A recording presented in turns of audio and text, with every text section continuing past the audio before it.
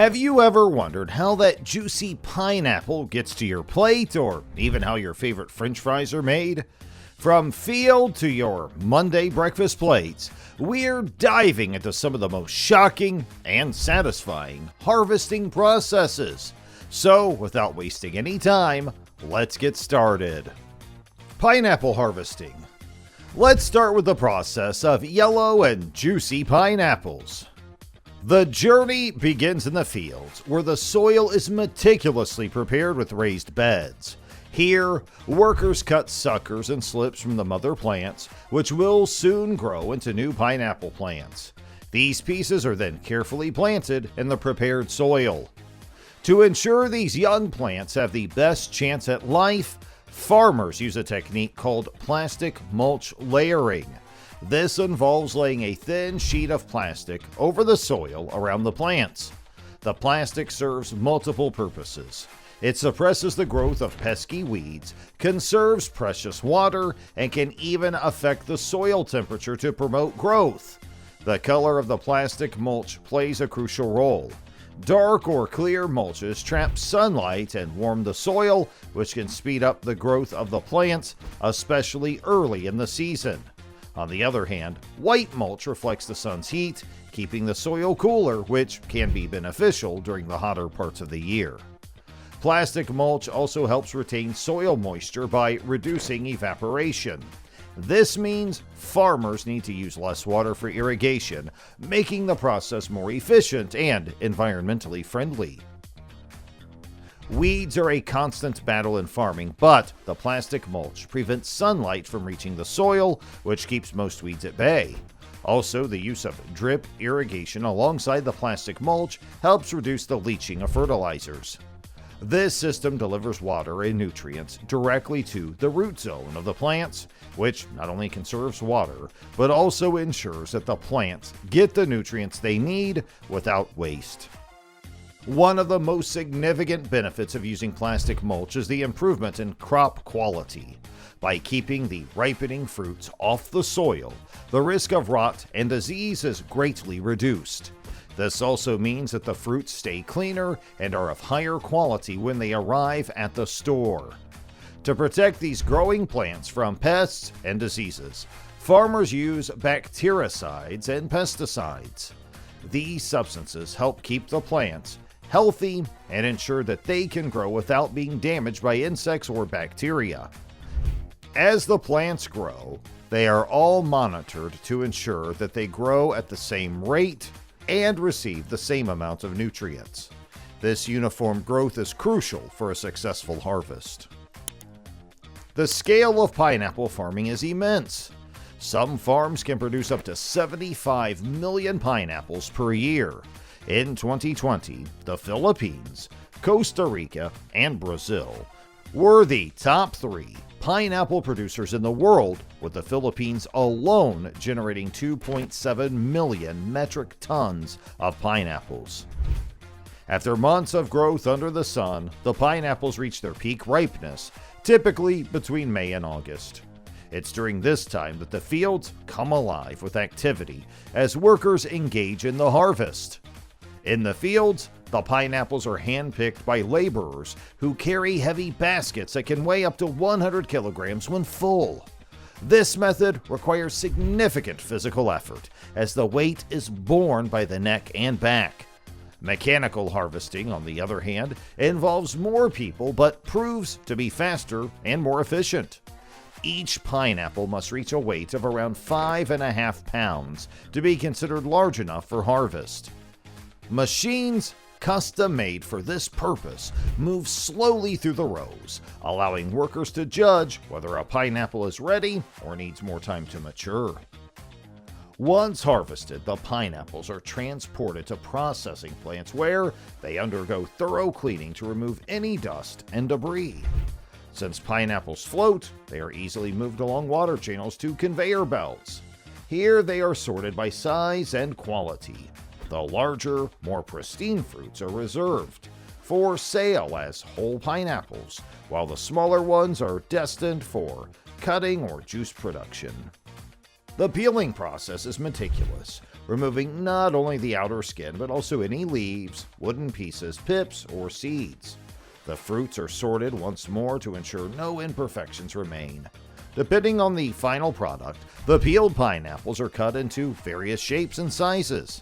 Filled into jars or cans, the pineapple pieces are then weighed to meet standard requirements. The containers are vacuum sealed and subjected to high temperature for pasteurization or sterilization, ensuring the safety and longevity of the product. The final step in the pineapple's journey is distribution. Consumers often judge pineapples based on appearance and weight, so those that meet the ideal criteria are cleaned once more and prepared for sale. They are packed into boxes, sorted by size, and then loaded onto larger crates. These crates are dispatched to local markets or shipped overseas, making their way to consumers around the world. Pineapple processing also generates significant waste. Skins, pips, and stalks contribute to solid waste, while the water used for washing the fruits adds to liquid waste.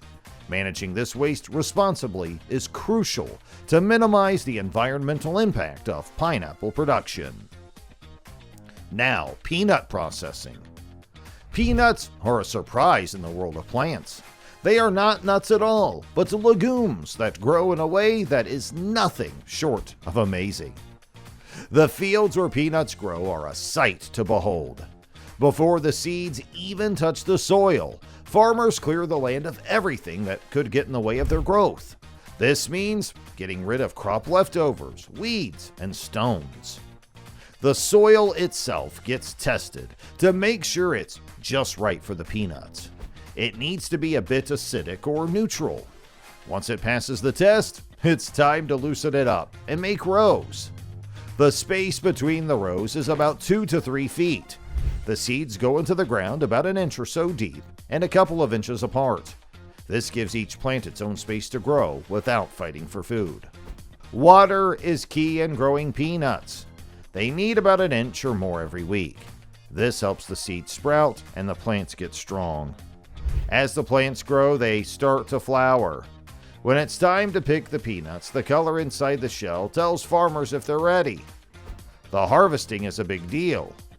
Machines called peanut combines go under the soil and lift the plants up. They shake off the dirt and bring the peanuts out. The plants are then flipped over to dry in the sun. This drying is important because it stops the peanuts from getting sick and makes them last longer. After they're dry, the combine separates the peanuts from the rest of the plant. The peanuts go into a storage area in the machine. The parts of the plant that are left over get put back on the field. They break down and make the soil better for the next crop. Some combines even clean the peanuts right there, taking out any dirt or small stones. When the combine is full, the peanuts go into a truck. After the peanuts are blanched and their skins removed, they are ready for the next steps in their journey. The roasting process is where the magic happens. The peanuts are roasted to perfection, bringing out their rich flavor and aroma. This step is crucial as it defines the taste that peanut lovers cherish. Once roasted, the peanuts can be used in various ways. Some are kept whole for snacks, while others are ground into creamy peanut butter. The grinding process is precise, ensuring that the peanut butter has just the right texture and consistency. The packaging process is where the peanuts are prepared for their final trip to stores and homes. Whether they are whole peanuts or peanut butter, each product is carefully placed into containers like jars, cans, or pouches. The packaging is designed to keep the peanuts fresh and protect them from any damage during transport. Quality control is a top priority in peanut processing. Every batch of peanuts is checked to make sure they meet strict standards. This includes looking for the right size, moisture level, and making sure that there are no damaged peanuts or unwanted materials. The waste from the peanuts, like the skins and shells, is often used in other ways. For example, they can be turned into animal feed or used to make compost, which helps reduce waste and support sustainable practices. Finally, the peanuts are ready to make their way to consumers. They are loaded onto trucks and shipped to various locations. Some peanuts stay local while others travel across the world to different countries. And now, coconut harvesting. The journey of coconut harvesting begins in a tropical paradise with tall coconut trees.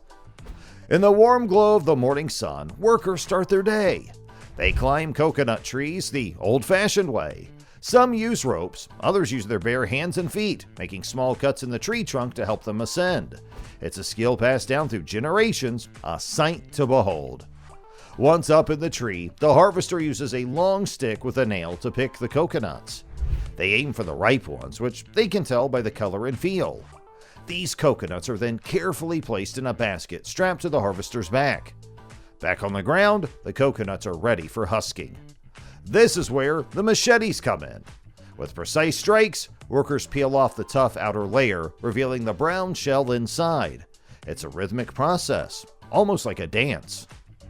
Coconuts are mostly grown near the coast, so boats are often used to transport them. In places like Indonesia, you'll see boats filled with coconuts navigating through water channels. Some factories even have their own ports to receive the coconuts directly from these boats. The coconuts are then taken to factories for processing. Here, they're sorted by size and weight. The goal is to pick the best ones for the market. Workers use machines or special knives to crack open the shells and get to the white meat inside. The white coconut meat is then dried.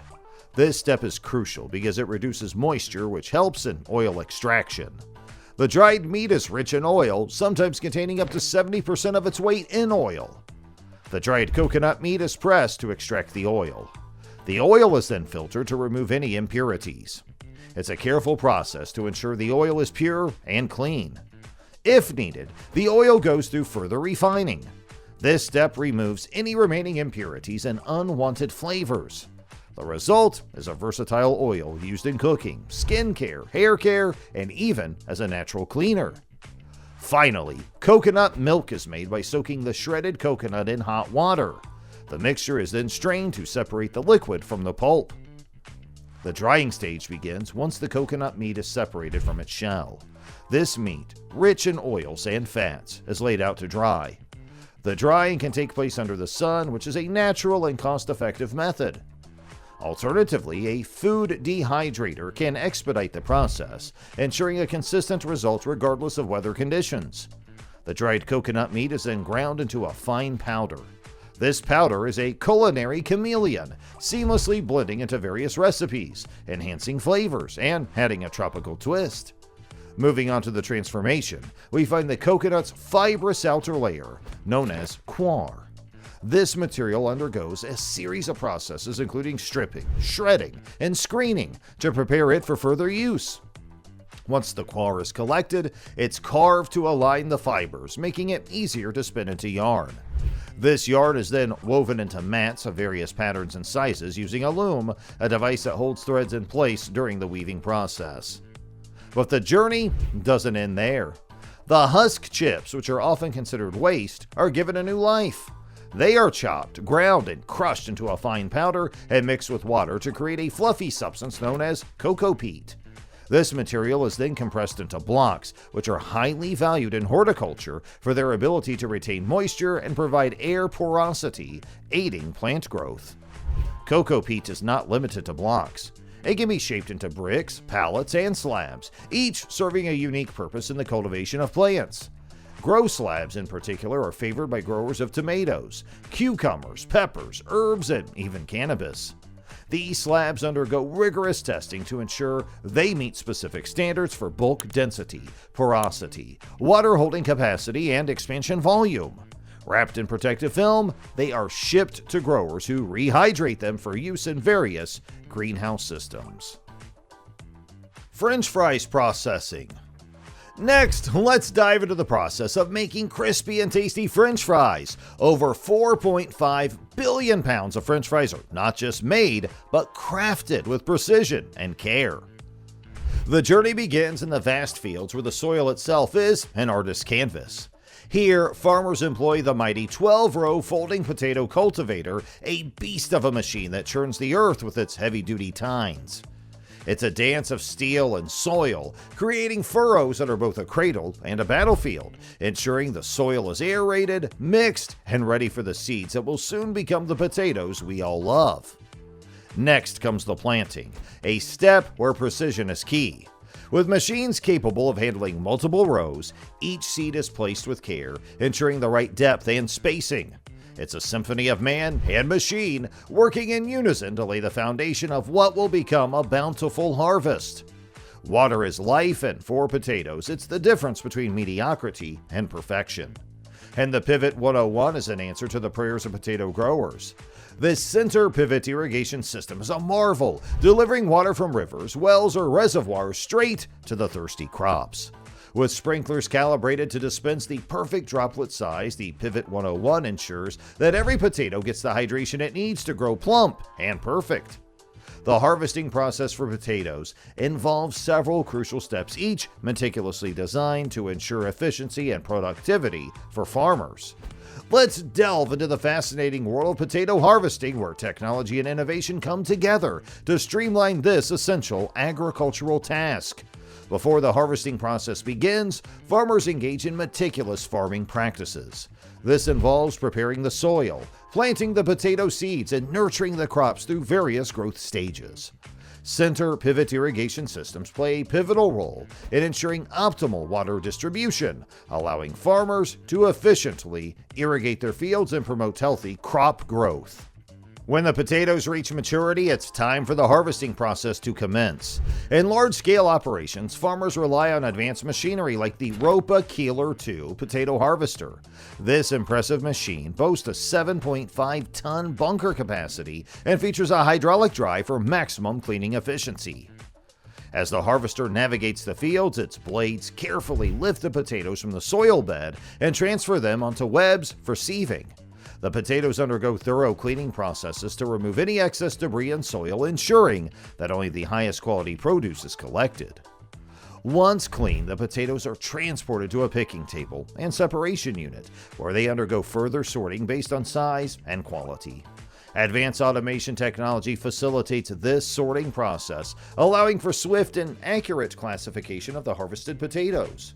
Subsequently, the potatoes are conveyed to trailers or potato boxes by a side elevator for transport to storage facilities or processing plants. To facilitate the smooth transfer of harvested potatoes from the field to storage or processing facilities, farmers utilize specialized equipment like crop carts. These carts are designed to handle large loads of crops, with some models capable of accommodating up to 35 tons of produce. Their robust construction and efficient design make them indispensable tools in the harvesting process, ensuring that crops are transported swiftly and securely. Once harvested potatoes are loaded onto crop carts, they are transported from the fields to potato factories for further processing. Stronga trailers play a vital role in this transportation process, providing reliable conveyance of produce over varying terrain. These trailers are equipped to handle the rigors of agricultural transportation, ensuring that harvested potatoes reach their destination safely and efficiently. When potatoes arrive at the processing facility, the first step is to unload them from the transport trailer. This is done by activating the hydraulic system, which tips the trailer for unloading. Freshly harvested potatoes cascade into the feeding bunk, ready to begin their journey through the processing line. Ensuring cleanliness is paramount in food processing, especially when dealing with root crops like potatoes.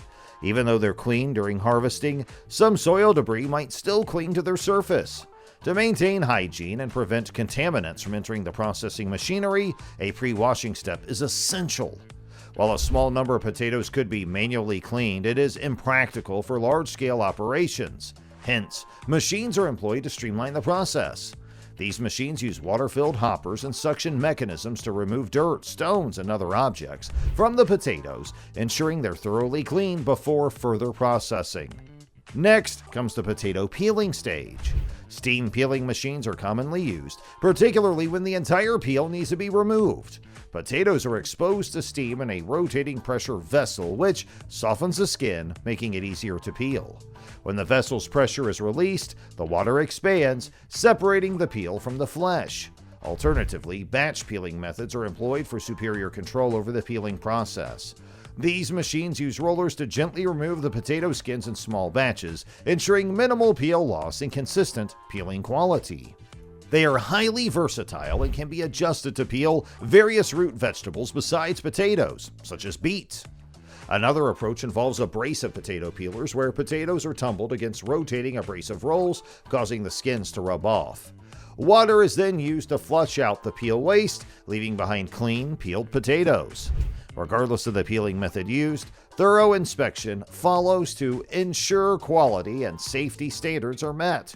Potatoes undergo multiple examinations using specialized machines like roller inspectors and spiral roller graders. These machines provide visual inspections, ensuring that only high-quality, defect-free potatoes proceed to the next stage of processing. Maintaining product safety and cleanliness is paramount in food processing facilities. After inspection, the potatoes move to the cutting area.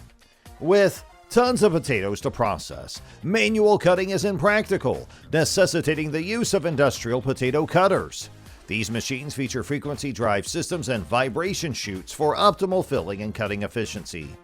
Potatoes are fed into the cutter, where they are sliced into various shapes and sizes simultaneously.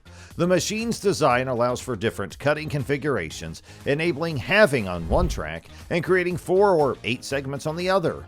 Throughout the cutting process, a constant supply of fresh water is essential to lubricate the bearing brushes and rinse away starch residues.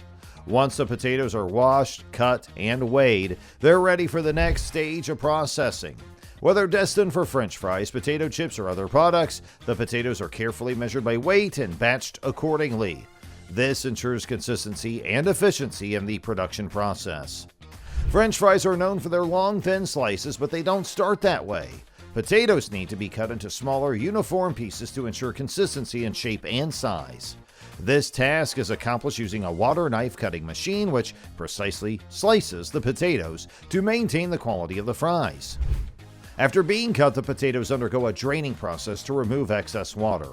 Alongside draining, silver removal is also carried out to ensure cleanliness and safety. This step removes unwanted particles from the potatoes, contributing to the overall quality of the final product.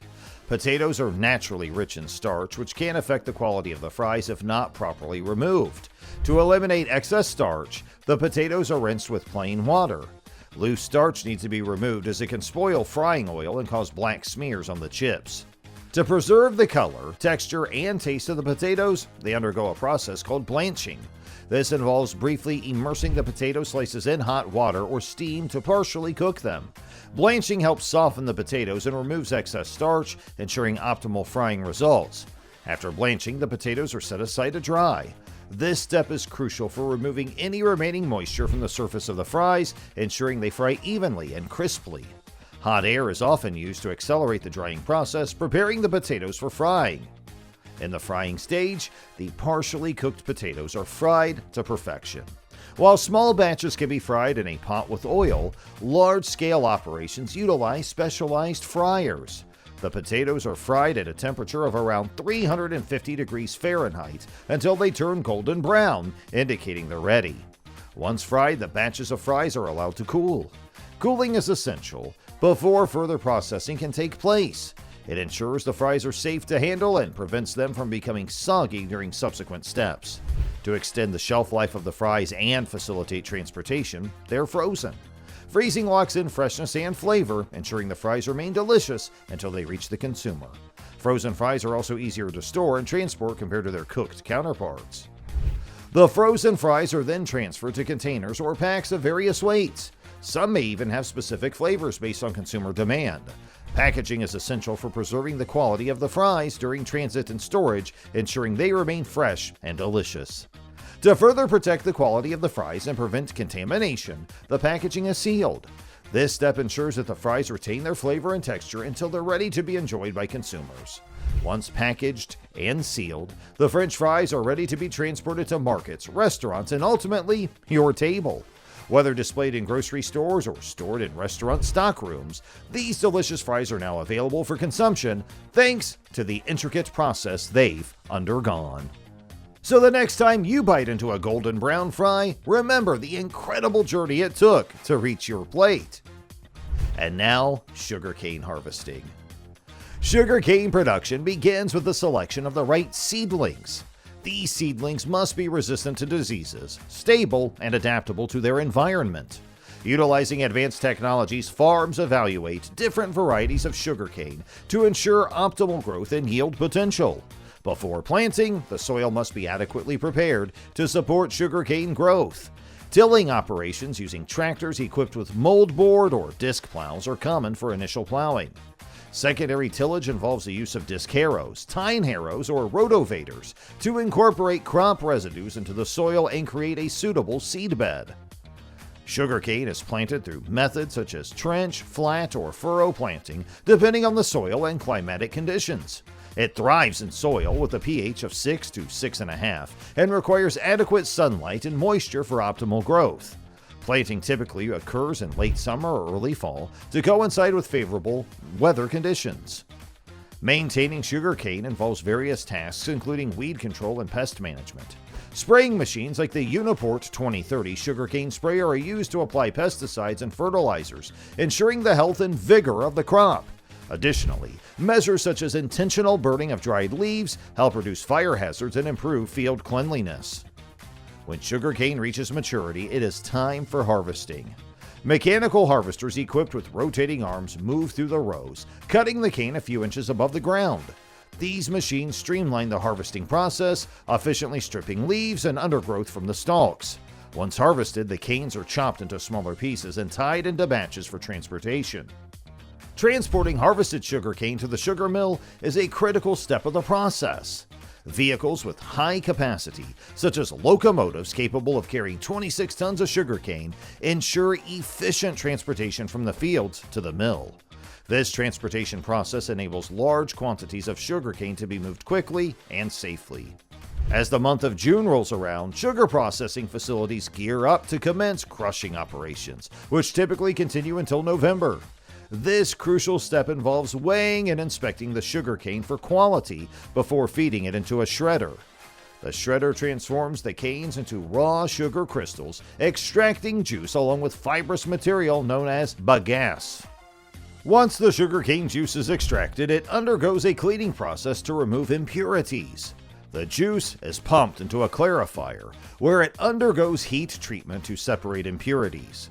These impurities, rich in nutrients, are often recycled into sugarcane fertilizers. The clarified juice is then processed in a vacuum pan where it is boiled to achieve a concentrated syrup. The concentrated syrup undergoes crystallization to form raw sugar crystals. As the crystals grow to approximately 1 millimeter in size, this syrupy mixture is discharged and sent to a centrifuge for separation.